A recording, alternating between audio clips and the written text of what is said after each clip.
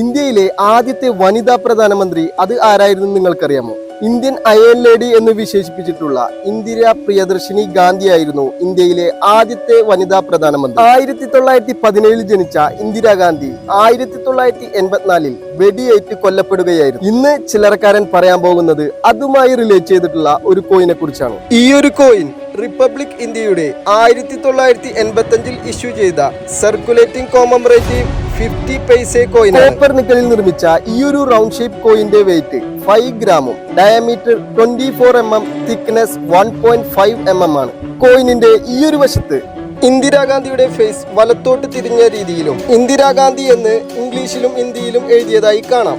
താഴെയായി ഇന്ദിരാഗാന്ധിയുടെ death and birth ഇയറും കാണാം. കോയിനിന്റെ മറുവശത്ത് അശോക സ്തംഭത്തിന് താഴെയായി കൺട്രി നെയിമും കോയിൻ ഡിനോമിനേഷനും കാണാം. ഈ ചെറിയൊരു വീഡിയോ ഇഷ്ടമായെങ്കിൽ ലൈക്ക് ചെയ്യുക, ഷെയർ ചെയ്യുക, സബ്സ്ക്രൈബ് ചെയ്യുക.